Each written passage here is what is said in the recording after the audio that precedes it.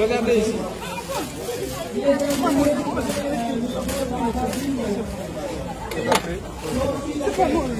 Ça fait même pas 5 grammes.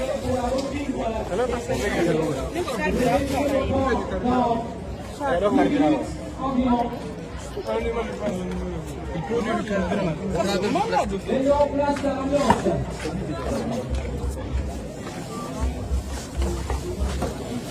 Reculez un peu, c'est de la vapeur hydrocarbonée, donc ça peut prendre feu.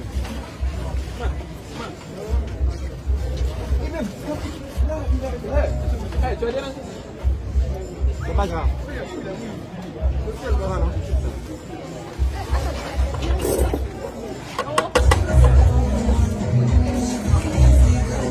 C'est bon.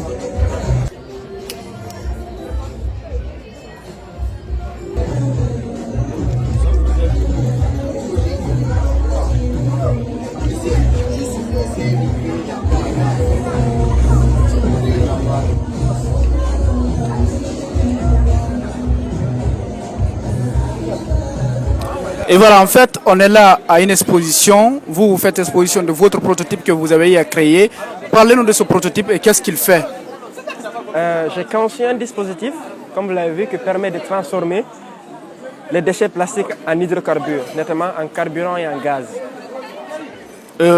Qu'est-ce qui vous a inspiré pour que vous créiez ce prototype? Ce qui m'a inspiré pour créer ce dispositif, on dit pour un entrepreneur, partout où il y a un problème, pour lui c'est une opportunité. Nous savons tous qu'en Guinée, le problème des déchets, c'est quelque chose qui nous envahit, qui nous dépasse. Et ça fait combien de temps depuis que vous avez créé ça? J'ai conçu 4 machines. 4. C'est celle-là qui m'a donné le carburant. La première machine que j'avais conçue, j'avais un problème de moins. Elle ne me donnait que du gaz et de la paraffine. Parce que mon four manquait de puissance pour alimenter ce prototype-là. Donc j'ai fait le premier, le deuxième, le troisième, et c'est le quatrième-là qui m'a donné ça. Ici, j'ai respecté toutes mes formules et tous mes paramètres. Et c'est ce qui m'a permis d'obtenir un carburant qu'on peut mettre dans un véhicule. Et voilà, est-ce que ce carburant, vous l'avez dit, une fois mis dans un véhicule, qu'est-ce que ça a donné? Qu'est-ce qui a été les résultats? Premièrement, d'abord, ce n'est pas dans un véhicule que je l'ai directement testé. Parce que personne n'acceptait de me donner son véhicule pour le tester. Donc, il y a un mécanicien, un ingénieur, qui m'a beaucoup aidé. Il m'a prêté son groupe électrogène à diesel. Donc, pour la première fois, c'est à cette époque, c'est à cette période que j'ai testé mon carburant. Et ça fonctionnait impeccablement. Et plus loin aussi, on l'a testé dans un véhicule qui a parcouru plusieurs kilomètres et le moteur a fonctionné impeccablement aussi. Et là, vous dites que ça donne le carburant. Bon, quand on parle de carburant, c'est l'essence, gasoil. Et vous avez parlé de kérosène, non? Dites-nous, c'est quoi le processus? Comment est-ce que vous faites pour départager ces substances-là? Industriellement, on fait le raffinage, c'est-à-dire on distille le carburant. Vous savez, l'essence a sa température d'ébullition, le kérosène, le diesel de même. Donc on chauffe le pétrole à des différentes températures, donc ça va produire du carburant. Mais moi là, je manque de moins pour faire une sorte de dispositif qui permet de raffiner ce carburant-là. Par contre, j'ai une technique très archaïque mais très efficace aussi. Vous savez que l'essence et le kérosène s'évaporent. Quand tu l'ouvres, tu le laisses, il va s'évaporer. Maintenant, c'est ce que je fais. J'ouvre ma boîte, je laisse le kérosène et l'essence s'évaporer. À la fin, c'est du diesel que j'obtiens. C'est ce qui m'a permis de le tester dans un véhicule ou dans un moteur. Et depuis que vous avez commencé cette aventure-là, quelles ont été les difficultés, les hauts et les bas dans cette aventure? Ça a été vraiment de la merde parce que personne n'y croyait. Personne ne croyait que ça marchait, sauf ce monsieur assis ici. C'est lui qui s'approchait près de moi, qui m'assistait, qui me donnait des coups de main. Même ma famille, tout le monde disait que j'étais fou. Quand je leur demandais des sous pour fabriquer cette machine-là, on ne me calculait pas. Pourtant, je ne demandais pas des sommes astronomiques, juste quelques miettes pour pouvoir faire ça. Et ça, c'était un. Deuxièmement, c'était les problèmes liés aux recherches. Et notamment, mettre mes équations, parce que à la base, je ne suis pas chimiste, je ne suis pas pétrochimiste. J'ai fait la comptabilité. Donc, il y a quelques notions qui me manquent.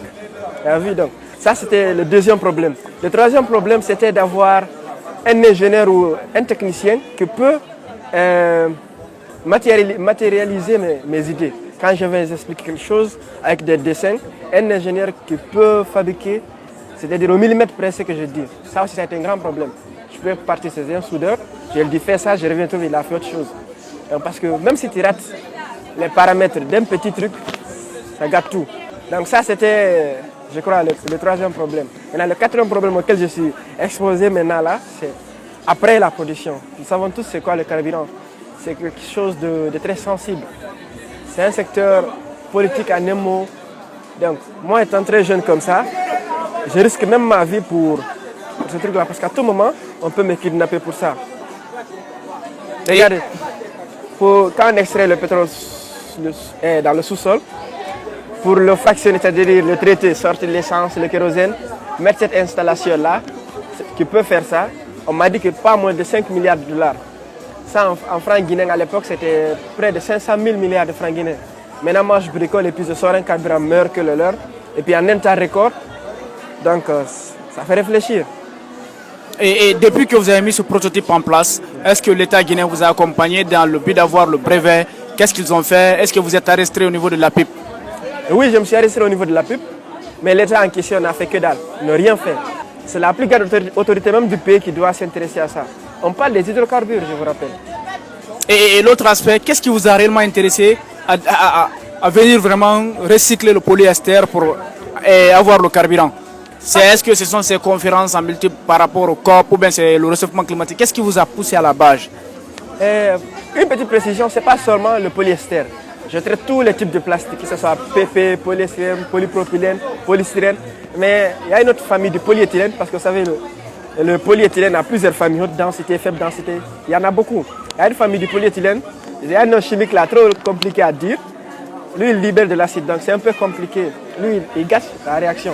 Mais tous les autres, ça donne du carburant. Et l'autre aspect que j'ai constaté au niveau de votre prototype, du fait que le carburant sort en bas, en même temps, j'ai vu du gaz qui s'évapore et vous l'avez allumé. Est-ce que ce gaz-là, qu'est-ce qu'on peut faire avec ce gaz? Est-ce que ce gaz est apte pour la préparation dans les cuisines et autres? Il y a tellement de solutions pour ce gaz. Premièrement, je peux l'utiliser pour produire de l'électricité. Deuxièmement, je peux le reconduire ici pour chauffer ma chambre à réaction. Donc, le processus devient totalement autonome, quoi, en un mot. Je peux le mettre dans des briquets, ou c'est même, dans des briquets pour vendre. Je peux mettre dans des bonbonnes pour vendre. Donc, il y a plusieurs solutions pour ça.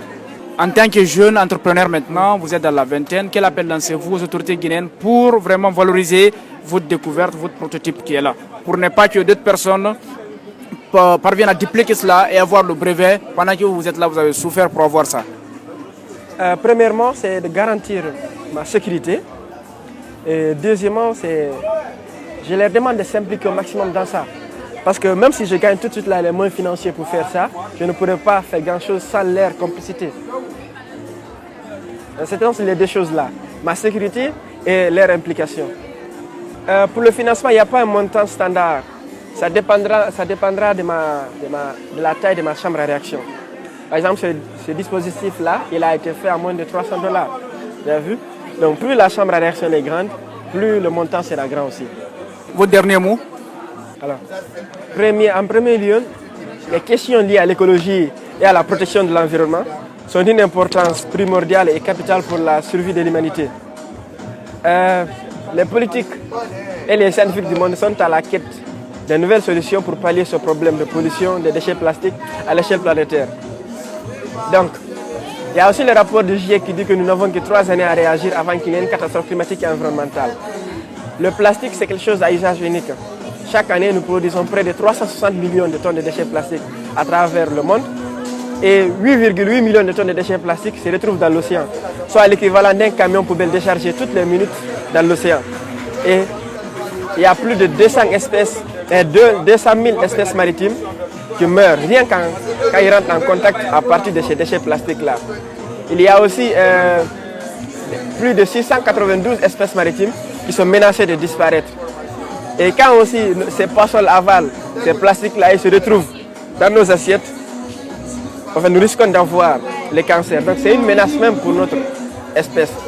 Donc vu tous ces problèmes-là, j'ai conçu ce dispositif qui va nous permettre de faire disparaître totalement ces déchets plastiques-là en énergie. Et quand vous mettez là-bas le plastique, vous le calcinez, le résidu, qu'est-ce que ça sert? Ça sert à quoi? Quand la réaction se termine, on obtient du charbon. C'est du charbon qu'on obtient dedans. Ce charbon-là, il peut être utilisé à deux volets.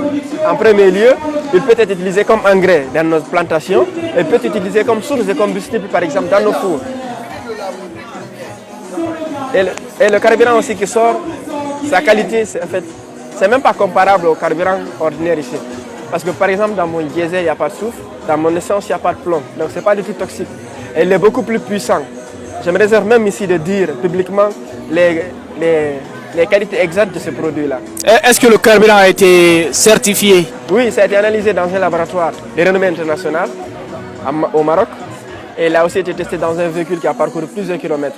Le moteur a fonctionné impeccablement et il continue toujours à fonctionner impeccablement. Et le moteur, le véhicule, c'est un véhicule de la nouvelle génération. Donc le carburant, il est 100% utilisable dans un véhicule. Tout Guinéen peut être fier de cette innovation-là.